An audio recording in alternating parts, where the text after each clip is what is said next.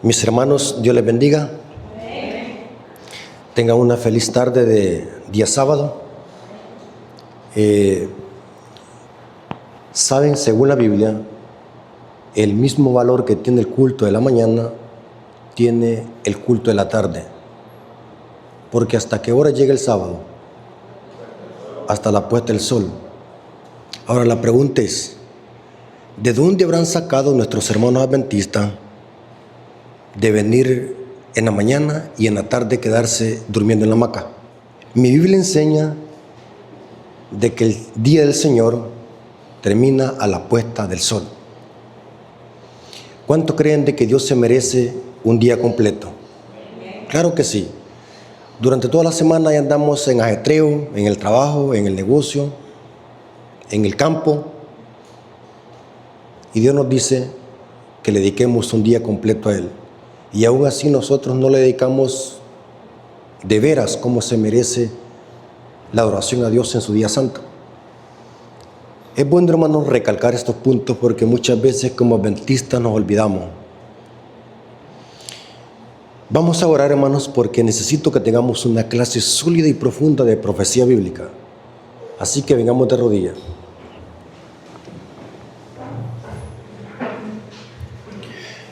Bendito Señor que estás en el cielo, santificado sea tu nombre.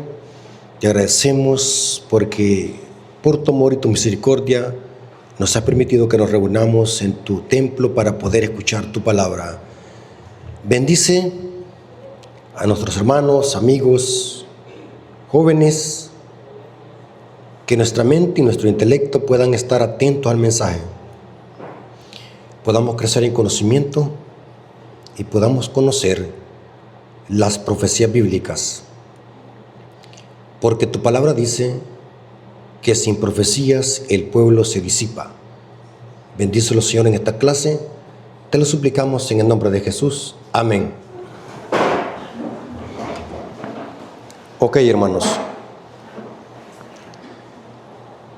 ¿Saben por qué es importante conocer las grandes profecías de Daniel y Apocalipsis? Porque hay algo especial que tienen las profecías de Daniel y Apocalipsis. Es de que se meten detrás del telón para ver el conflicto entre el bien y el mal. Toda la Biblia se le considera como profecía. Pedro dice, tenemos la palabra profética más segura. O sea, toda la Biblia técnicamente es profecía bíblica. Pero en la Biblia tenemos profecía clásica y profecía apocalíptica.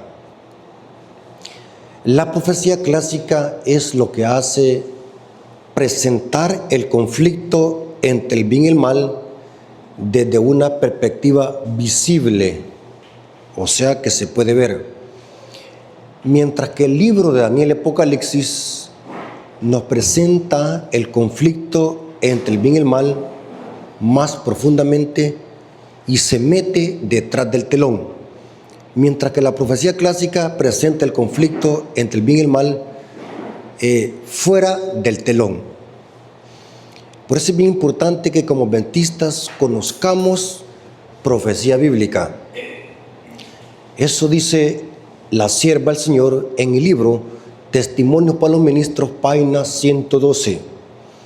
Dice ella, se necesita un estudio mucho más detenido de la palabra de Dios, especialmente los libros de Daniel y Apocalipsis. Testimonios para los Ministros, página 112, dice eso. Ahora, es importante que en los púlpitos adventistas se predique la palabra de Dios, pero especialmente los libros de Daniel y Apocalipsis. Ahora la pregunta es, ¿por qué este platillo fuerte se ha excluido de los púlpitos adventistas? ¿Por qué casi no se predica profecía bíblica? Y no estoy hablando solamente de mi iglesia, estoy hablando en términos mundiales de la iglesia. Yo platico con hermanos de todas partes del mundo Ellos me dicen, hace mucho que no escucho un tema de profecía bíblica en mi iglesia. No sabemos qué es lo que está pasando. Pero el mensaje ahí está. El mensaje es claro y diáfano. Se necesita un estudio más detenido de la palabra de Dios, especialmente los libros de Daniel y Apocalipsis. Algunos hermanos dicen, hermano, fíjese que no entiendo la profecía. Fíjese que no tengo esos libros que usted tiene. Y ponen un montón de excusas para no estudiar las profecías de Daniel y Apocalipsis. Pero saben, hermanos, que las profecías de Daniel y Apocalipsis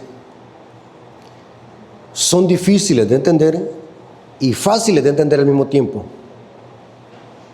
Difícil y fácil. ¿Cómo así? Esto suena algo contradictorio. ¿Para quienes es difícil? Es para aquellos que no tienen conocimiento y no usan principios de interpretación profética. Aparte que no les gusta estudiar. Es importante comprender, hermanos, que nadie nace aprendido. Aprendemos estudiando. Saben de que todos me conocen de que yo en el día hago miles de cosas. Soy una persona bien ocupada. Y hermanos me dicen, ¿cómo usted hace para escribir tanto artículo, para publicarlo en las redes sociales? ¿Cómo usted dedica tiempo para predicar esos temas profundos de profecía bíblica? Y yo les digo, la Biblia dice que para todo ¿qué? Hay tiempo. Hay que hacer el tiempo. Hay que rebuscarse.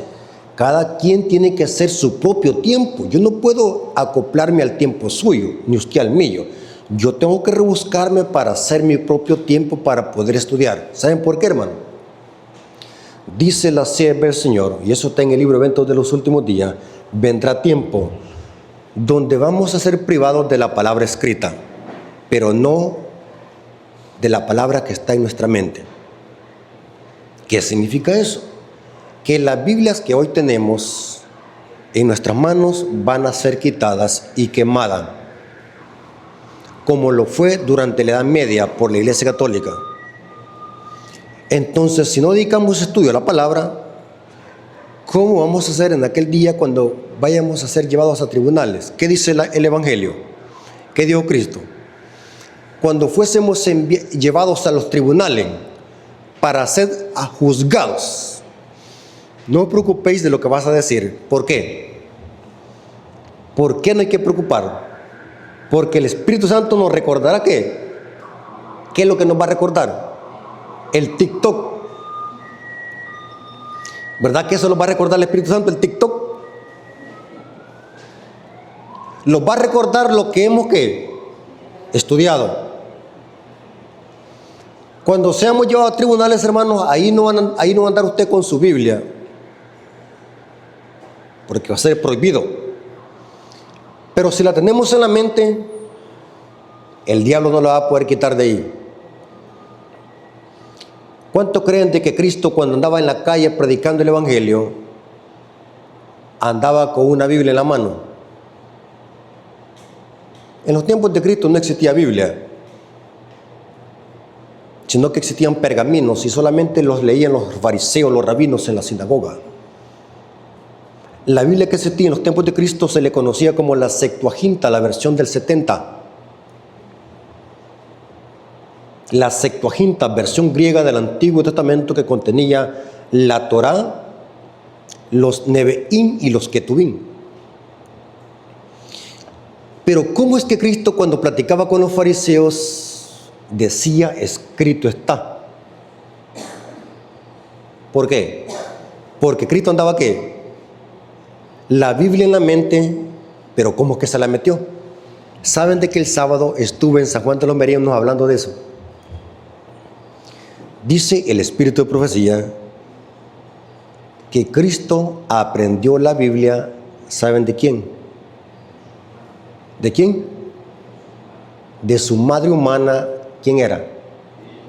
María. María le enseñó las Escrituras. O sea, Cristo aprendió de María la Biblia, las Escrituras. Por eso es que cuando Cristo hablaba con la gente, cuando hablaba con los fariseos, decía, escrito está, como dice la ley. ¿Qué dice la ley? ¿Cómo lees en la ley? ¿Por qué? Porque nuestro Señor Jesucristo era la Biblia andante, podemos decir. No es que la traía desde bebé en la mente, eso es erróneo. Cristo aprendió de su madre. Aprendió no solamente la Biblia, dice Elena de White, que Cristo aprendió de María buenos modales, principios, educación. Todo lo aprendió de su madre. Yo explicaba en San Juan de los Merinos el sábado qué hubiese pasado si nuestro Padre Celestial les hubiese entregado ese bebé a un par de borrachos para que lo criaran. ¿Qué hubiese pasado? Imaginémoslo. ¿Cómo iba a crecer el niño? Borracho. Porque Cristo aquí en esta tierra, ¿cómo vivió? ¿Como Dios o como hombre? Como hombre. Fue criado como hombre. La Biblia dice que crecía en estatura, en gracia y sabiduría para con Dios y para con los hombres. Ahora, estoy diciendo esto como introducción, no hemos llegado al tema. Le estoy dando esto como introducción para que veamos lo importante que es que estudiemos las profecías de Daniel y Apocalipsis. ¿Cuántos creen de que Jesús era profético? ¿Cuántos creen de que Jesús predicaba profecía? ¿Qué es lo que predicó en Mateo 24? ¿Un sermón qué? Profético. ¿Cuántos creen de que Cristo predicaba doctrina? Le gustaba predicar doctrina. ¿Qué es el sermón del monte? Una enseñanza de la ley y los profetas, pura doctrina. Que ese sermón estaba analizando, hice un cálculo, porque me gusta echar a trabajar la mente, hice un cálculo. En capítulo 5 sube al monte y en el capítulo 8 baja. Hice un cálculo hablando a alguien así, pausado, porque Cristo hablaba pausado. Cristo le gustaba que la gente le entendiera. Hice un aproximado con el reloj. ¿Cuántas horas duró ese sermón del monte? Aproximadamente 8 horas predicando y la gente no se le aburría. 8 horas enseñando la ley y los profetas en el monte. Y yo estaba analizando algún versículo donde alguno se había dormido. Ni uno se le durmió. Y hoy que predicamos 15 minutos, los hermanos están babeando.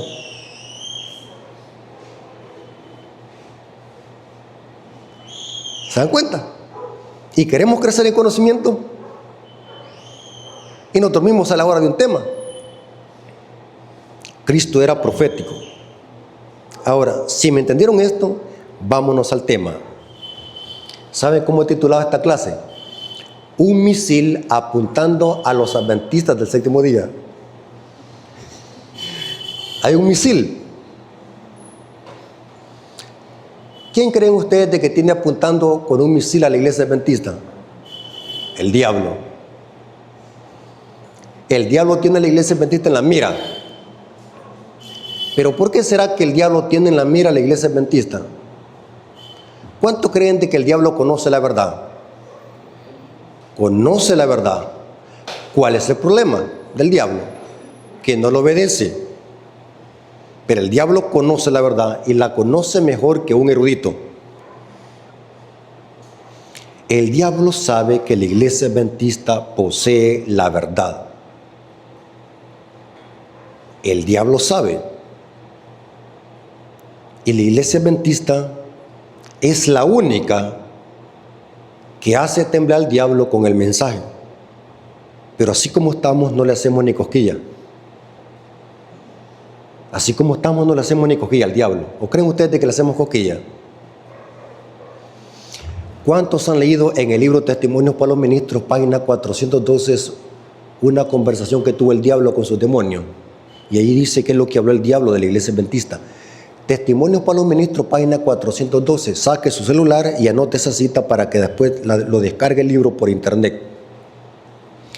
Testimonios para los Ministros, página 472.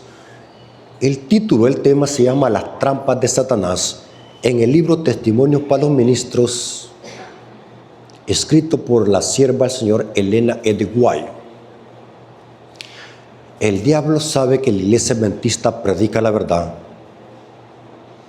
Por eso es que el mayor ataque del diablo es contra la iglesia adventista. Dice ese capítulo de que el diablo tiene dormidas las iglesias evangélicas. Las tiene arrulladas bajo su poder. Léanlo.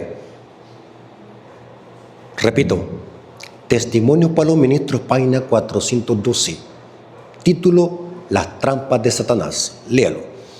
Cuando usted lea esa conversación se va a quedar con escalofríos lo que el diablo habla en contra de la iglesia adventista del séptimo día. Y allí dice todo lo que va a hacer el diablo para que la iglesia no despierte y que tampoco no predique los mensajes de los tres ángeles. Lean, hermanos, hay que leer. Daniel capítulo 8, versículos 10 al 12. Noten cuál es la obra maléfica del cuerno pequeño. Pregunto, ¿quién es el cuerno pequeño? Daniel capítulo 8, versículos 10 al 12. Noten la obra maléfica del diablo a través del cuerno pequeño. Y se engrandeció hasta el ejército del cielo. Está hablando del cuerno pequeño. Noten lo que hace. Se engrandeció hasta el ejército del cielo. Y parte del ejército y de las estrellas echó por tierra. Aquí el ejército del cielo representa al pueblo de Dios. Por falta de tiempo no puedo profundizar en cada aspecto del libro de Daniel, porque quiero que lo sepasemos en una frase que está allí. Aquí hay mucho material que cortar, pero no vamos a espaciarlos muchos en cada detalle. Pero noten que este cuerno pequeño y se engrandeció hasta el ejército del cielo, y parte del ejército y de las estrellas echó por tierra. Aquí las estrellas representan también al pueblo de Dios. Y las pisoteó.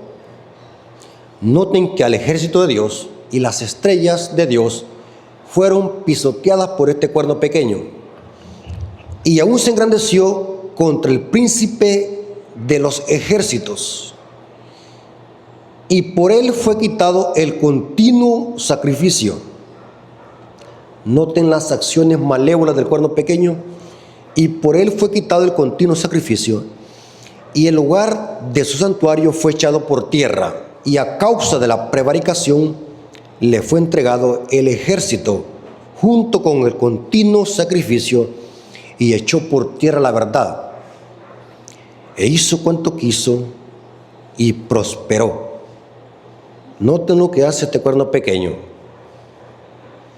Ataca al pueblo de Dios, ataca a Cristo, quita el continuo, el santuario lo echa por tierra. Vimos hoy en la mañana que Satanás ataca al santuario. ¿Cuánto creen de que el diablo odia esto? Porque aquí dice que, noten, y el lugar de su santuario fue echado por tierra. ¿Cuánto creen de que el diablo odia esto? El diablo odia esto, ¿por qué? Vimos en la mañana que esto revela que el plan de salvación. Aquí está el evangelio compactado en símbolos y tipos. Y esto simboliza a Cristo. El diablo hace un ataque frontal contra el santuario, lo echa por tierra, usando al cuerno pequeño. Y dice que fue quitado el continuo sacrificio. La pregunta es, ¿será que es justo que los adventistas del séptimo día nos callemos? ¿Es justo que los callemos, hermano? ¿O hay que denunciar y desenmascarar el cuerno pequeño? ¿Creen ustedes de que es justo callar este mensaje o hay que predicarlo? Si este sistema le ha hecho tanto daño a la verdad de Dios, mucho daño, atacó al pueblo de Dios, echó por tierra la verdad, pisoteó el santuario, quitó el continuo.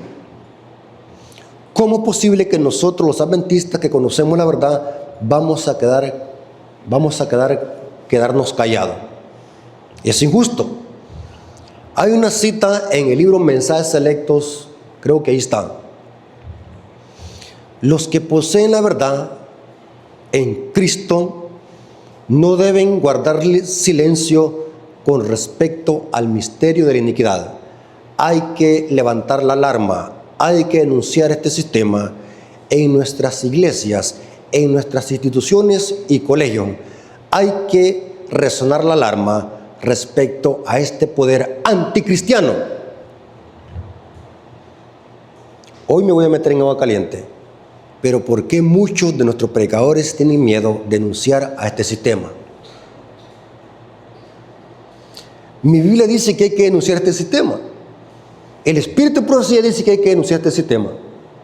Inclusive, el libro Conflicto de los Siglos, saben que en cada página, en cada verso, en cada párrafo, menciona a este sistema.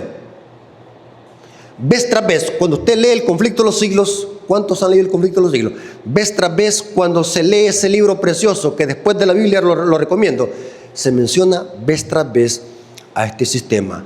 ¿Quién es el cuerno pequeño? Por las características, el cuerno pequeño, acá en Daniel 8, simboliza a las dos Romas. En Daniel 7 simboliza solamente a la Roma papal. Pero en Daniel 8, el cuerno pequeño es el mismo símbolo para las dos Romas, tanto imperial como la Roma papal. Ambas Romas le hicieron la guerra al pueblo de Dios y ambas Romas pisotearon el santuario. La Roma imperial pisoteó el santuario en el año 70. ¿Dónde estaba el santuario o el templo? En Jerusalén. Fue en el año 70 donde Roma comanda al general Tito Vespasiano para destruir Jerusalén en el año 70. Roma, el imperio que gobernaba en los tiempos de Pablo y en los tiempos de los apóstoles y en los tiempos de Juan, el que escribió Apocalipsis. Pero según el profeta Daniel, después del surgimiento de la cuarta bestia y de los 10 cuernos que surgieron en la cabeza de la cuarta bestia, que es Roma, se iba a levantar un 11º cuerno, que es un cuernito pequeño, que le iba a hacer la guerra al pueblo de Dios, a la verdad de Dios, y su hegemonía iban a ser, ¿cuánto tiempo? Tiempos y la mitad de un tiempo, que es lo mismo 1260 días o 42 meses. Ahora, vamos a ver qué significa quitar el continuo.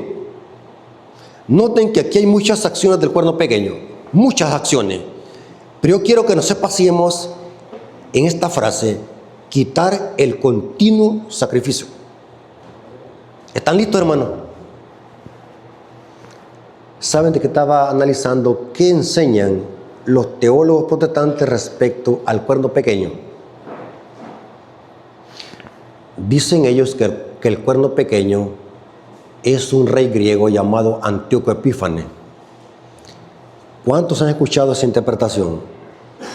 De que el cuerno pequeño de Daniel 8 es el cuerno pequeño, un rey Seleucida, que era griego.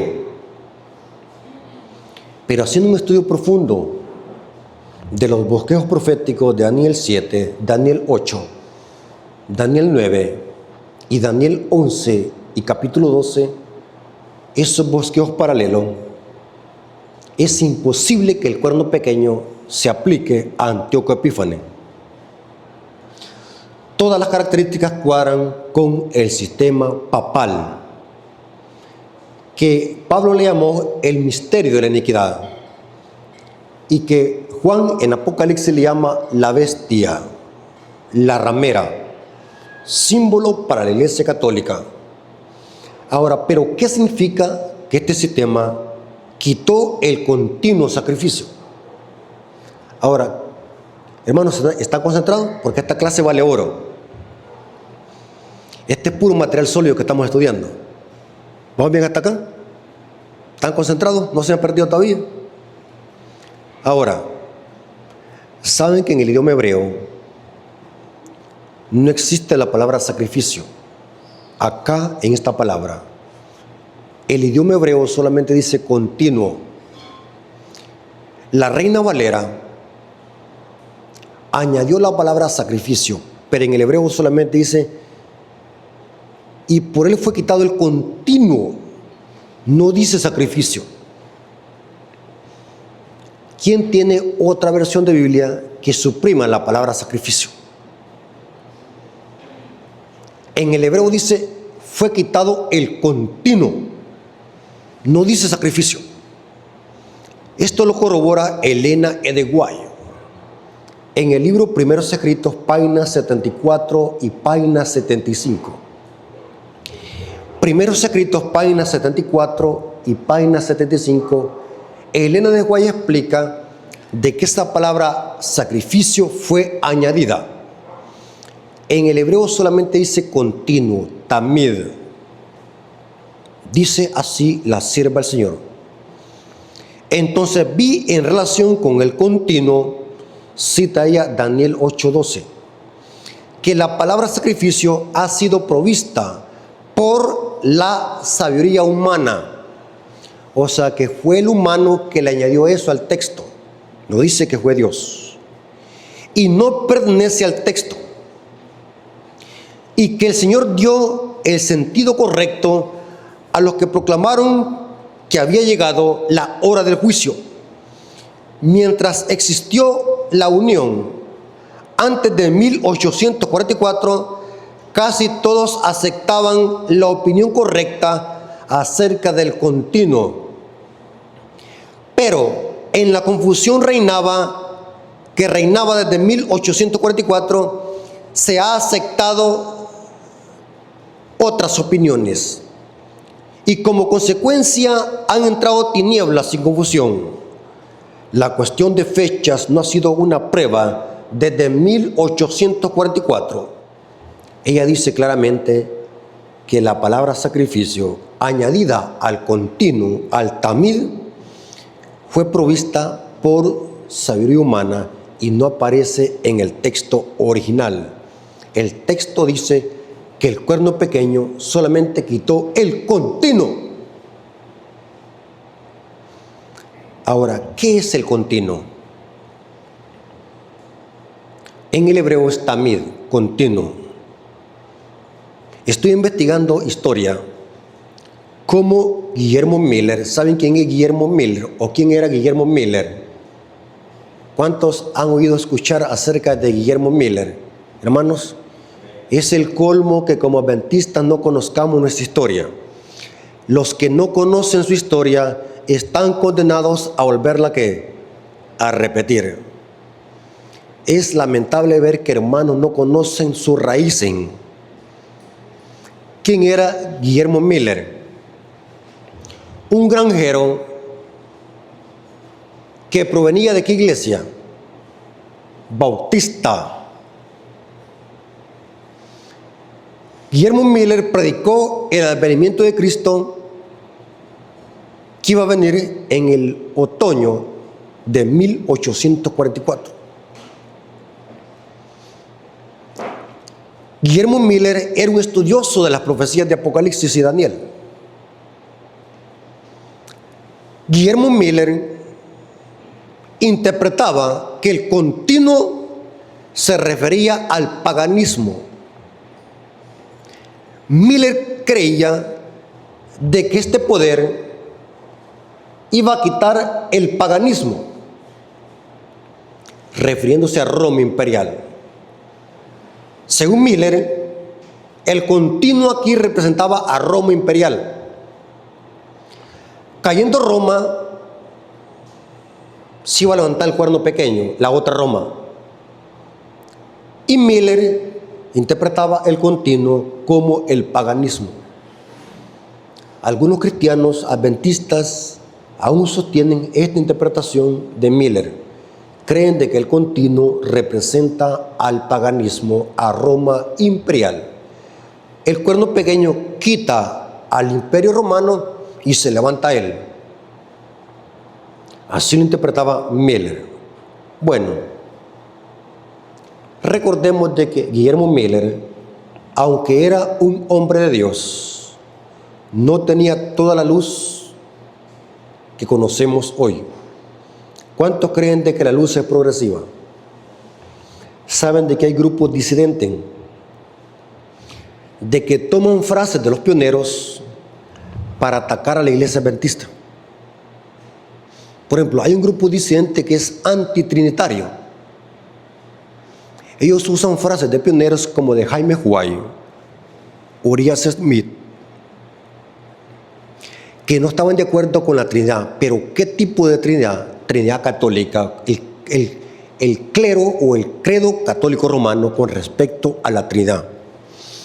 Los pioneros, la mayoría venían de otras iglesias semiarrianas. O sea, los pioneros no fueron adventistas desde sus inicios. Este es un largo proceso. Por eso, hermanos, es importante que como adventistas conozcamos nuestra historia. Leamos, investiguemos. Los pioneros, aunque eran hombres de Dios, pero no eran inspirados. Y como les dije, hay un grupo disidente que no cree en la Trinidad bíblica, Padre, Hijo y Espíritu Santo. Hay un grupo que se ha levantado dentro de la iglesia. No sé si ustedes se han topado con hermanos que tienen esa ideología hoy. Ellos dicen que la iglesia adventista tiene apostasía. ¿Y por qué? Porque cree en la Trinidad. ¿Y a dónde dice eso? Los pioneros atacaron la Trinidad. ¿Pero qué tipo de Trinidad? La Trinidad católica, el credo católico romano. La Trinidad católica es diferente al concepto que la iglesia adventista enseña. Guillermo Miller, aunque era un hombre de Dios, no tenía toda la luz que nosotros conocemos. La luz es progresiva. Ni una sola vez Elena de White, y yo desafío a alguien, cita de Elena de White, no de un pionero, donde me demuestre donde Elena de White haya dicho con su letra de puño de que la Trinidad es pagana y que es parte del vino de Babilonia. Ni una sola vez Elena de White dijo eso. Elena de White solamente apoyó lo que estaba en armonía con la Biblia y lo que decían los pioneros. Ahora, ¿por qué digo yo esto? Guillermo Miller estaba equivocado con respecto al continuo. Y no solamente con respecto al continuo. Saben de que Guillermo Miller predicaba otros errores. Y voy a decir esto con tacto para que puedan ustedes, por eso que les dije, hermano, estos temas son profundos y me gusta que la iglesia esté receptiva, concentrada. Saben de Guillermo Miller, Elena de White dice que Dios dirigió el pensamiento de Miller, Dios lo dirigió. Pero saben de que Guillermo Miller enseñaba muchos errores. ¿Saben qué otro error enseñaba Miller? Y muchos casi no conocen esto que voy a decir. Y me atrevo a decir que son miles de adventistas que no conocen esto que voy a decir. Guillermo Miller, escuchen, sacaba una profecía de tiempo de Levítico 26. Allí en Levítico 26 hay una sentencia para Israel de 7 veces, que iba a venir un castigo para Israel. Eso está en Levíticos 26, 18. Ahí habla de 7 veces que iba a venir un castigo sobre Israel. Y Miller, escuchen, adventista, Miller creía de que esa expresión 7 veces era un adverbio para sacar una profecía de tiempo. ¿Y saben qué profecía sacó Miller de esa palabra 7 veces? 2520 años. Lo que se le conoce como la profecía del 25-20. ¿Cuántos han escuchado eso? La profecía del 25-20 predicada por los mileritas y después aceptada por los testigos de Jehová. Hoy quienes patrocinan esa profecía de tiempo de los 2520 años son los testigos de Jehová, la Watchtower. Pero los testigos de Jehová se la copiaron a Miller, la profecía de los 7 tiempos o de los 2520 años. Y es interesante que hace muchos años se levantó otro grupo disidente resucitando esa profecía de Miller, diciendo: los adventistas están equivocados porque excluyeron la profecía de los 2520 años de los diagramas de 1843 y 1850. Porque los milleritas tenían unos diagramas, unos grandes carteles así, miren, grandes carteles que los ponían en las iglesias. Lástima que por falta de tiempo no puedo mostrarles sus carteles, pero yo creo que aquí en mi biblioteca de fotos andaba esos carteles. Pero eran grandes carteles que ponían así, ve, en la pared donde estaban las bestias de Apocalipsis y Daniel, y estaban todos los periodos de tiempo, y arriba estaba la profecía de los 2520 años o la profecía del 2520. Y eran 2 diagramas que estudiaban: el diagrama de 1843 y el diagrama de 1850. 2 diagramas usaban los mileritas y los pioneros, donde estaban todos los bosquejos proféticos. Es interesante que en el año de 1863, escuchen Betita, en el año de 1863, ¿saben qué es lo que pasó? ¿Alguien me puede decir? ¿Qué pasó en el año de 1863? Fue organizada, ¿qué? La iglesia adventista en Michigan. 1863. ¿Saben qué es lo que hizo la conferencia general en el año de 1863? Delegó a Jaime White, porque Jaime White era un gran teólogo. Jaime White era un gran teólogo de respeto en los tiempos de Elena de White, aunque atacaba la Trinidad, porque Jaime White venía de una organización semiarriana, de una iglesia semiarriana. Pero Elena de White nunca apoyó a su esposo respecto al tema de la Trinidad, pero había muchos temas donde Elena de White sí apoyaba a su esposo. Y eso se nota por el libro Conflicto de los Siglos, cómo Elena de White apoyó muchas cosas que Jaime White decía. Saben de que la conferencia general, en el año de 1863, delegó a Jaime White para que hiciera un tercer diagrama, o sea, una tercera pancarta. Y en esa pancarta ya no estaba la profecía de los 2520. Fue quitada. Y la pregunta, ahí dieron las razones. Jaime White hizo un artículo en la Review Herald y aprobado también por Uriah Smith, por qué razón se había suprimido la profecía de los 2520 años del diagrama de 1863. Y Jaime White decía, porque esa profecía carecía de fundamento bíblico. Lo que hizo Miller es sacar una profecía donde no hay. ¿Cómo se puede creer que en Levítico 26 va a haber una profecía tan larga? Miller interpretó equivocadamente la palabra 7 veces. Él creía que la palabra 7 veces significa 7 tiempos y sacó 2520 años de profecía aplicando el principio día por año. Errores de Miller. Hoy esa profecía de los 2520 años es una pseudo profecía que ya nadie la menciona. Ya no existe esa profecía. Es una profecía millerita. Ya no tiene fundamento bíblico. Quienes andan hoy proclamando esa profecía son los testigos de Jehová. Los testigos de Jehová, siempre que vayan a tocar su puerta, dígale usted, mire, ¿qué es eso de los 2520 años? Hoy los testigos de Jehová son los promotores de eso. Pero ¿de dónde la copiaron? De los milleritas, porque los testigos de Jehová saben de dónde salieron. Los testigos de Jehová salieron de los adventistas. Ven ahí la profecía de los 2520 años, se la copiaron a los milleritas. Hoy los testigos de Jehová. Ahora, ¿por qué digo yo eso? Ahora, escuchen, hermano. ¿Qué es el continuo? ¿A qué se le llamaba continuo en el santuario? Es imposible que el continuo sea el paganismo como lo interpretaba Miller. Entonces vamos a ver cuál es la interpretación que está más apegada al santuario. ¿Estamos de acuerdo? ¿Qué es el continuo en el santuario? Agarren esta información. El continuo, en el griego es tamid, continuo. El continuo era lo que se hacía todos los días en el atrio y en el lugar santo. ¿Qué se hacía en el atrio y en el lugar santo todos los días? Mañana y tarde. Sacrificio. Pero había un montón de cosas que se hacían. Voy a grandes rasgos. Cuando un pecador del campamento había robado unas chanclas a su vecino, se arrepentía e iba a conseguir ¿qué? Un cordero.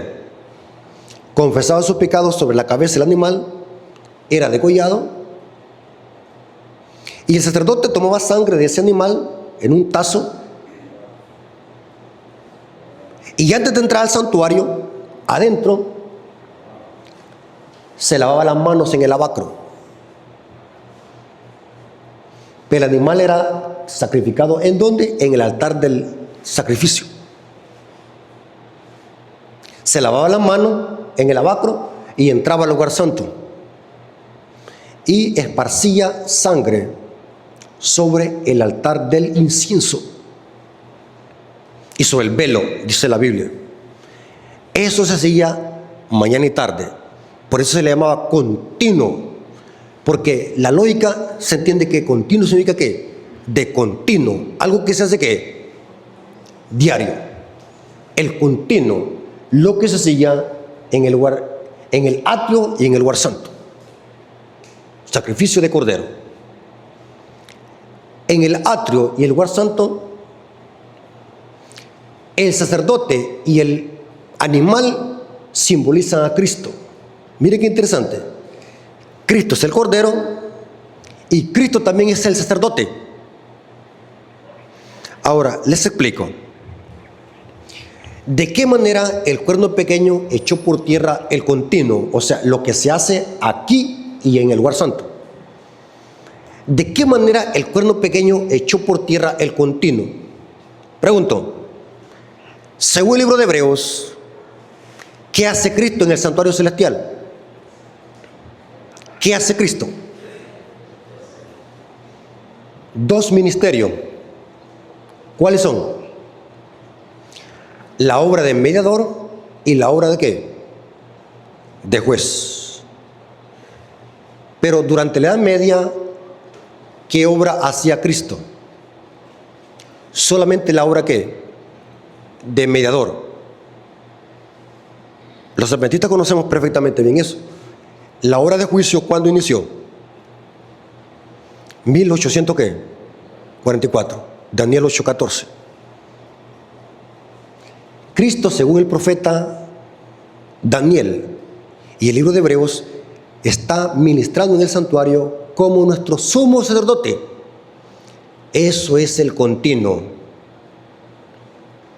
Ahora, ¿de qué manera el cuerno pequeño echó por tierra eso que Cristo está haciendo en el cielo? ¿Cómo lo echó? La pregunta es, ¿cómo alguien puede ir al cielo y echar por tierra el santuario? No, esto es simbólico. ¿De qué manera el papado echó por tierra la verdad del santuario? ¿Qué hizo la Iglesia Católica durante la Edad Media? ¿Qué hizo el papado durante la Edad Media? Instituyó ¿qué? Un falso sacerdocio terrenal. O sea que los sacerdotes católicos que usted ve en la misa, que es otra herejía, la misa es una suplantación del tamid. Mire qué interesante. O sea que el sacerdocio católico romano es una blasfemia que ataca ¿el qué? El ministerio de Cristo en el santuario celestial, que es el tamid. ¿Qué es lo que hizo la gente durante la Edad Media? Este sistema, ¿qué es lo que hizo durante la Edad Media? La gente, en lugar de llevar a la gente a que vean a Cristo en el santuario celestial, la gente empezó a ver sacerdotes terrenales y a buscar el perdón de pecados a través de un ¿qué? Un sacerdote.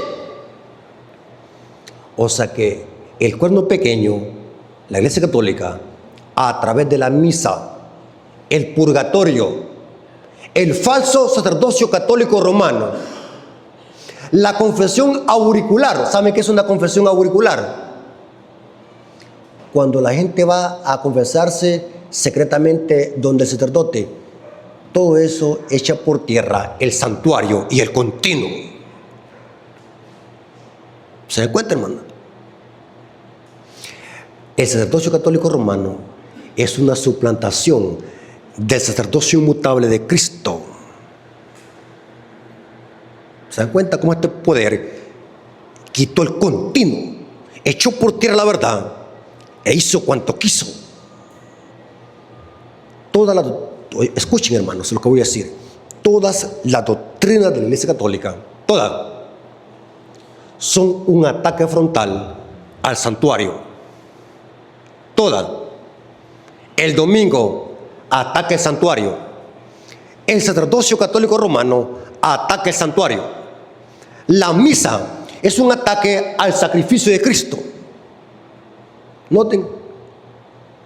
La inmortalidad del alma, porque ellos predican eso, es un ataque al santuario. Todas las doctrinas de la Iglesia Católica son un ataque al santuario. El purgatorio, el limbo, la asunción de María, el escapulario, la mal llamada agua bendita. Todas las doctrinas de la Iglesia Católica son un ataque frontal al santuario. El sistema católico echó por tierra la verdad e hizo cuanto quiso. Eso significa quitar el continuo y echar por tierra la verdad. Ahora, les voy a leer, hermanos, dos citas del Espíritu de Profecía que corroboran esto. Que este cuerno pequeño quita el continuo, instituyendo un falso sistema de adoración. Alguien me dijo por ahí, hermano Rafael Díaz, ¿por qué usted tanto que habla de la Iglesia Católica? Y fíjense, hermanos, y quiero ser sincero con ustedes, y va a quedar grabado en el video. Yo no quisiera hacerlo, pero donde quiera que yo me topo con la profecía daniélica y apocalíptica, me topo con este sistema. ¿Cuántos han notado esto? Miren, me voy a Daniel 2, veo la mezcla de hierro y barro, el cuerno pequeño. La iglesia unida con la política. Me voy a Daniel 7, otra vez el cuerno pequeño. Me voy a Daniel 8, otra vez el cuerno pequeño. Me voy a Daniel 11 y 12, ahí se habla de el rey del norte, otro nombre, el cuerno pequeño. Me salto a Mateo 24, otra vez lo encuentro ahí, la abominación asoladora. Me salto para las cartas de Juan, me vuelvo a topar con él. El anticristo ya viene y ya está entre vosotros. Me voy a la carta de Pablo, ya está en acción el misterio de la iniquidad. ¿Cómo hago yo, hermano? Entonces no prediquemos de ninguna parte de la Biblia, porque en donde quiera que yo leo la Biblia me encuentro con este sistema. ¿Cuántos creen de que cuando Dios repite algo es porque le pongamos mucha atención? Si Dios señala este sistema en cada parte de las Escrituras, es porque Dios quiere que lo desenmascaremos, hermano. Y esto es parte del Evangelio. Así que tengo el apoyo de Dios y de la Biblia. Así que no tengo miedo de desenmascarar este sistema. Hay que desenmascararlo. Y saben que hace poco me iban a matar a pedradas allá Bueno, que ahí estaba el hermano Roy. Es terrible. Estaba yo predicando, fue la última noche, bien me acuerdo yo. Ahí está grabado el video en internet. Yo predicando acerca de los jesuitas ahí en la colonia de 77. Yo bien tranquilo predicando, como cuando yo estoy predicando me gusta concentrarme, porque no puedo desconcentrarme, porque entonces me voy a perder. Y yo veía que los hermanos se paraban y un gran desparpajo, y yo concentrado, bien tranquilo. Y cuando termino de predicar me dicen los hermanos, mira, me dice, estaban agarrando piedras para tirártelas en la cabeza atrás a gente que estaban enojados por lo que estaba hablando. Y yo no me di cuenta. Yo solo oía el gran desparpajo, un rumor que como que estaban gritando allá atrás. Pero que era tirarme piedras porque estaba hablando de los jesuitas. Imagínense, en una colonia de católicos estar hablando de los jesuitas. Pero mire, yo siempre lo tengo comprobado que la obra de Dios. Miren, hoy tenemos, ahí hay un grupo, una iglesia organizada. Aunque poco el grupo, pero ahí tenemos una iglesia organizada. Ahí se cumple la palabra, como dice, la palabra no volverá ¿a qué? No hay que tener miedo, hermanos, la obra de Dios. No tengamos miedo. Hermanos que dicen, hermano, hay que ser prudente. Hermano, ya no estamos en ese tiempo de ser prudentes, hermano. Ya no estamos en ese tiempo. Estamos en la última etapa de la historia. Hay que a la gente decirle la verdad. La gente necesita conocer la verdad. Los vamos a Apocalipsis, los topamos otra vez con este sistema. ¿Saben que en las 7 iglesias, cómo se le llama este sistema? La Jezabel. Me voy a Apocalipsis 11, se le llama los gentiles. Oirán la ciudad 42 meses. Me voy a Apocalipsis 13, otra vez lo encuentro, se le llama la bestia. Me voy otra vez a Apocalipsis 17, otra vez lo encuentro, pero con otro nombre, la Gran Babilonia. Me voy a Apocalipsis 18, otra vez lo encuentro. Me voy a Apocalipsis 19, lo veo allí otra vez, pero hoy recibiendo la paga. ¿Se dan cuenta? ¿Cómo hago? Por eso es que a muchos predicadores adventistas no les gusta meterse en temas de profecía bíblica, porque por lógica tienen que hablar de quién, de este sistema. Y se lo digo con sinceridad, hermano. No hay ninguna iglesia que tenga las herramientas y material para poder desenmascarar a este sistema. Las otras iglesias, ¿saben qué es lo que andan diciendo? Mire, hermano, yo ahí en el mercado tengo muchos amigos evangélicos que estudian, lo admito que estudian. Pero cuando yo les presento el mensaje adventista se quedan con la boca abierta. Me meto a temas así delicados y los provoco a ver qué es lo que me dicen. Una vez platicando con un pastor evangélico, pastor, que tiene como una iglesia de 200 miembros aquí, creo que es en Coute, sí. Llega a comer al comedor donde estaba yo comiendo y le pregunto, mire, yo sabía que era pastor evangélico y me acerco yo para provocarlo. ¿Qué opina usted de Apocalipsis 17? ¿Quién es la Gran Babilonia? Me fue un tema fuerte. Y me dice, es la iglesia católica. Estamos de acuerdo que la iglesia católica es la Gran Babilonia, la ramera. Y después le digo yo, pero dice Apocalipsis 17 que esta ramera tiene hijas. Dígame, ¿quiénes son las hijas? ¿Sabe qué es lo que me respondió? Me dijo, vos me estás diciendo ramera, me dijo.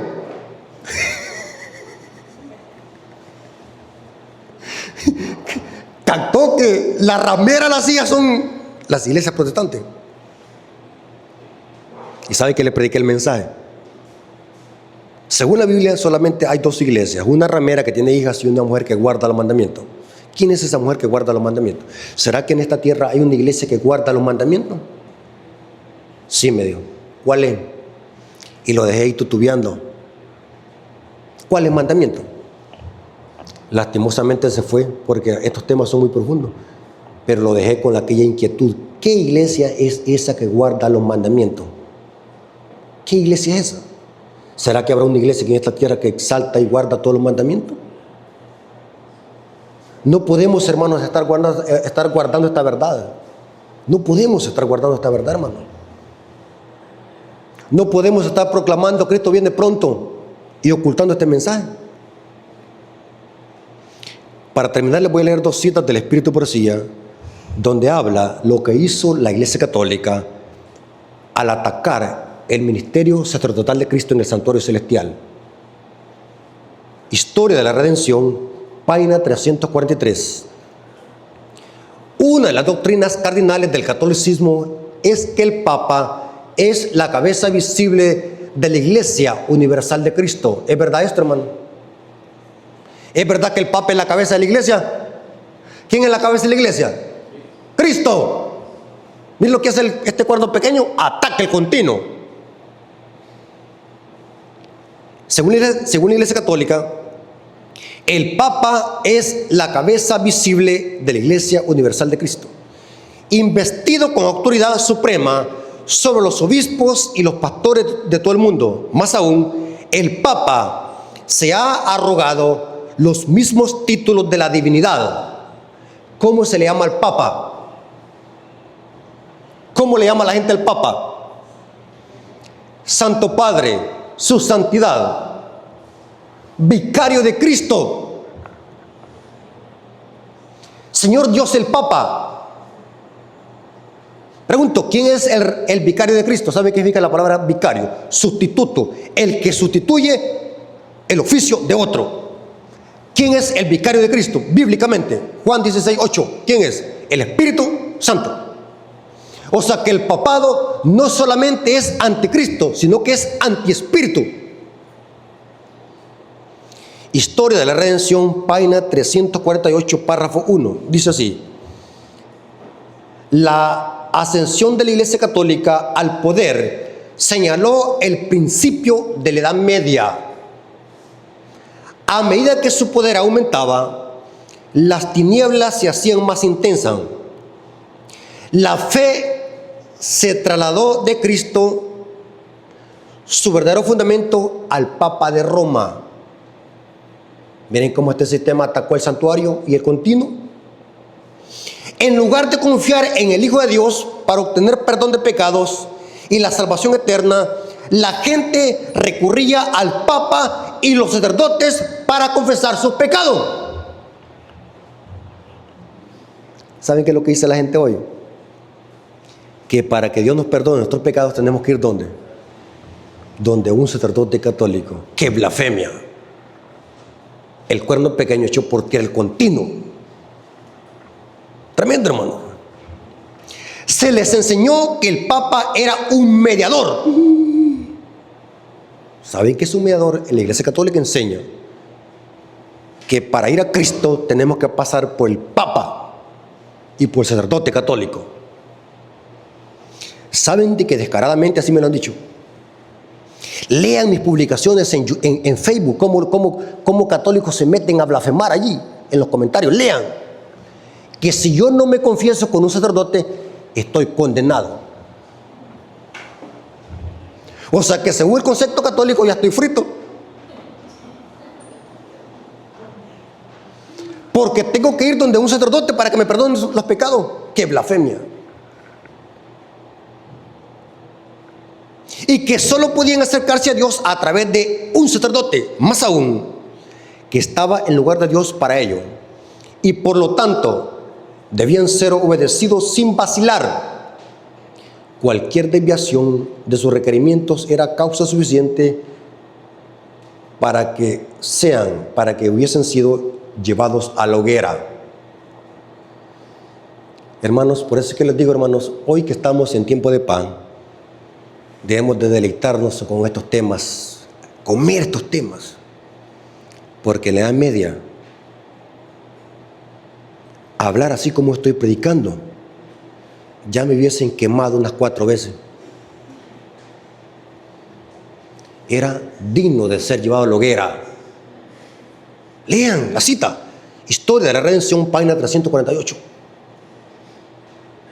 Y dice: de ese modo, la atención de la gente se desvió de Dios para dirigirse a hombres falibles, sujetos a error. Todavía más, al mismo príncipe de las tinieblas que ejercía su poder por medio de ellos, el pecado se cubrió con un manto de santidad. Cuando se suprimen las escrituras y el hombre se considera supremo, todo lo que podemos esperar es fraude. ¿Saben de que por qué la Iglesia Católica prohibió la Biblia durante la Edad Media? Porque una persona ignorante es fácil de manipular. ¿Saben de que fue en esa época que se inventó el pago de las indulgencias? ¿Saben qué es pago de las indulgencias? Era un documento que le extendía el Papa, donde él le decía, si tú, un ejemplo, voy a dramatizar, si usted tiene billete, el que tenía más billete y compraba más indulgencia. Aquí traigo $500 o $1,000. Quiero que me dé una indulgencia para pecar 5 años. O sea, de antemano los pecados habían sido perdonados. Entre más se pagaba, había más chance de pecar. Las indulgencias. Terrible, hermano. Y saben que yo dije en un tema, y eso es verdad, yo lo leí en un libro. Ese libro le quedó al hermano Daniel Eduardo, no sé qué hizo ese libro, porque él vendía los libros, los rompía, no sé qué es lo que hizo, pero ese libro le quedó a él. Ese libro no sabemos, ya no me acuerdo dónde es que conseguimos ese libro, pero ese libro decía, hablaba de todos los instrumentos de tortura que tiene el Vaticano en un museo, que esos instrumentos de tortura se van a volver a aplicar contra los cristianos. Ahí están otra vez, ahí están en un museo los instrumentos de tortura que se usaban durante la Media, ahí están en el Museo del Vaticano. Y ese libro decía que las riquezas del Vaticano se obtuvieron por el pago de las indulgencias. Hay una riqueza en el Banco del Vaticano, hay tanto oro que este mundo se puede sacar de la pobreza 10 veces con ese oro que hay en el Vaticano. Este cuerno echa la verdad por tierra, pisotea el santuario, pisotea al pueblo de Dios. Ahora se dan cuenta, hermanos, por qué la iglesia adventista existe en esta tierra. ¿Cuánto creen de que Dios ha levantado a la iglesia adventista para predicar esta clase de tema? Fíjense, hermanos, que este es otro tema bien delicado. Por eso es que cuando uno lee, se mete en problemas, porque la persona que lee no es tan fácil de manipular. Pero saben, hermano, Elena de White dice que la iglesia adventista del séptimo día ha sido levantada para reparar el portillo que el cuerno pequeño, el papado, abrió en medio de la ley. Somos reparadores de portillo. ¿Es un gran privilegio? Sí, pero es una gran obligación. Dios ha llamado a cada miembro de la iglesia adventista para que levantemos esta bandera de la verdad y prediquemos este mensaje que, aunque parezca fuerte, no lo es. Es un mensaje que despierta a la gente para que salga de Babilonia y venga al conocimiento de la verdad. Así que, hermanos, Dios les bendiga y que la honra y la gloria haya sido para nuestro Dios.